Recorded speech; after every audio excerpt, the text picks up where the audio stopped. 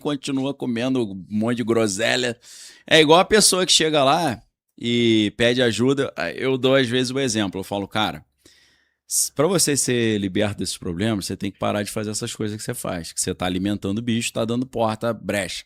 Ah, mas isso aí acho que não tem nada a ver. Eu falei, então, cara, é igual o médico. Você chega no médico e fala, doutor, estou com a pressão alta. O médico fala, alivia um pouquinho o sal. Você fala, mas eu gosto tanto de sal. Eu falo, então fica com pressão alta, pô.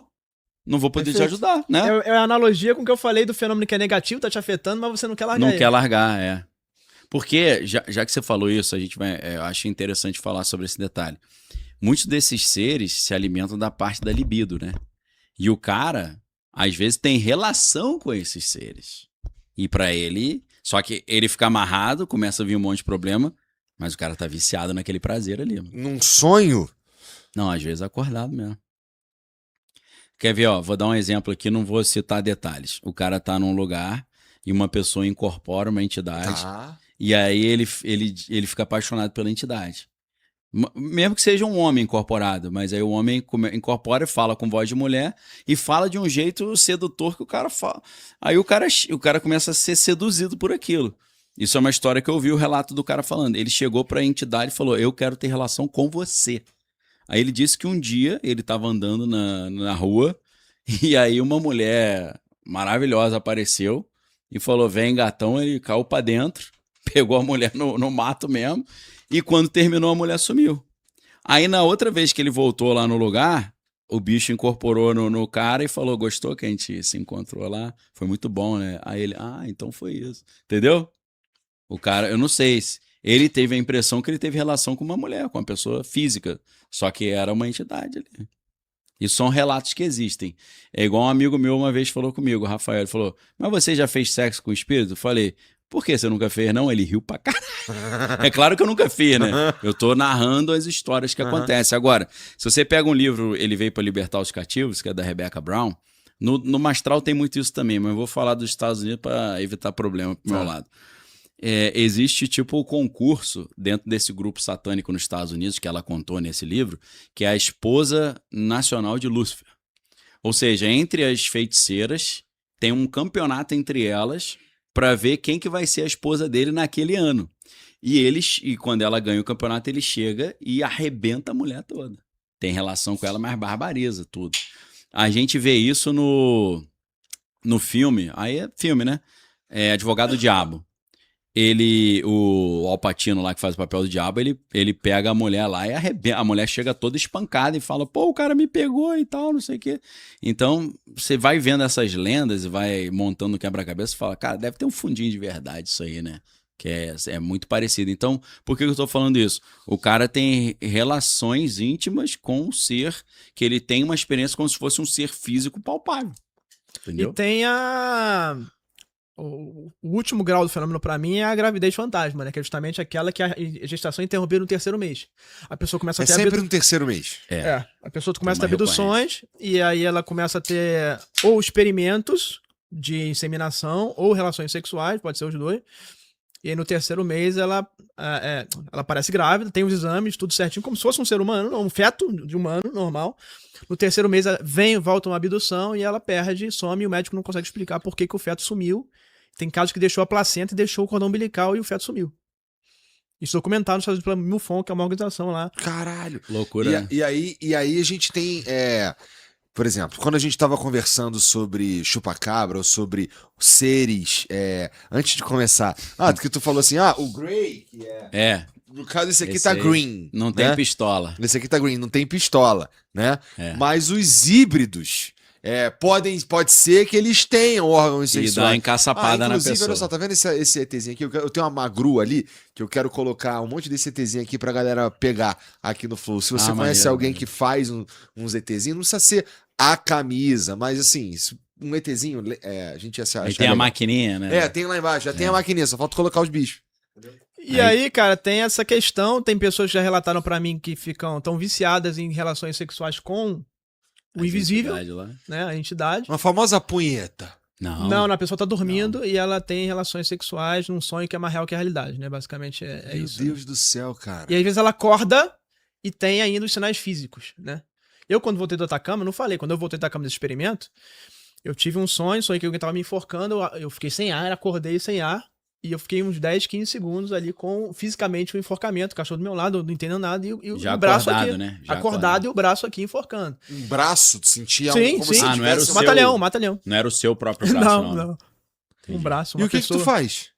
Aí E você aí mentalizou? passou. Você mentalizou de... Eu não lembro o que eu Deus fiz. e tal. Acho que passou. Acho que nessa. Eu tava tão assustado que eu nem. Acordando, Nem né? Eu nem lembrou sabia o de- que tava acontecendo. É. E passou depois de 10, 15 segundos. né? Rolou um contra-ataque, né? Que você foi pra cima do bicho lá. Aí você tem que orar, pedir pra sair e tal, fazer texto, etc. Aí some, né? Caralho, que assustador essa porra, Então, mano. assim, são fenômenos, são experiências oníricas, teoricamente, Aham. mas num ambiente que é mais real do que a realidade, que às vezes transbordam para o físico, com essas questões físicas, com a questão sexual, com a questão de ferimentos, implantes, etc, entendeu? Então são seres que conseguem entrar na nossa realidade. O filme do Fred Krueger, pra mim, é o melhor filme de aliens que existe. Tá. Legal. Ele entra pelo hora do pesadelo, né? É. Ele entra Isso, no é pesadelo. perfeito aquilo ali. É. Tem relato de gente que morreu no meio de um sonho. Tem uns experimentos, não sei se é Singapura, você deve ter ouvido falar desse caso. Começou uma epidemia de jovens que tinham sonhos e morriam de infarto nos sonhos. Os Estados Unidos foi lá e pesquisou muito isso. E tem até um nome pra esse fenômeno na época.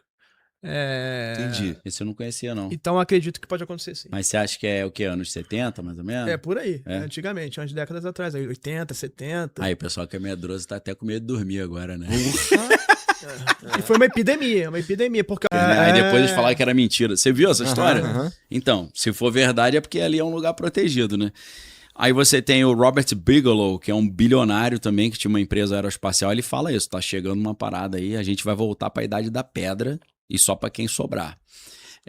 Mas quem que fala sobre esse negócio? O Blink-182 lá fala também? Esses caras Tom lá? DeLonge também, né? Tom DeLonge? Sim.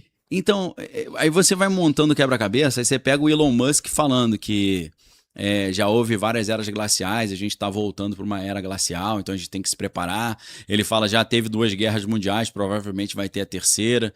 Então, você pega o Elon Musk e esses caras, você vê que todos eles estão falando que está vindo alguma coisa estranha. E aí, enquanto isso, os caras estão criando bunkers e montando casas isoladas no meio do nada. Então, a gente vai vendo que tem algo que vai acontecer. É uma invasão alienígena, é uma invasão alienígena falsa, é um cataclisma devido ao núcleo da Terra ter parado de girar. Aqui na América do Sul a gente tem a anomalia magnética do Atlântico Sul, que é um negócio estranho pra caramba. Tô por fora dessa. Eu tenho um buraco magnético em cima, exatamente aqui em cima no Brasil, principalmente no sul, sudeste, em que entra muito mais radiação aqui porque está tendo uma movimentação da estrutura eletromagnética do planeta Terra. Então eles acham, aí tem um livro dos anos 50 que é do Charles Hapgood, que ele fala sobre movimentações bruscas da crosta terrestre que acontecem quando tem essas inversões magnéticas.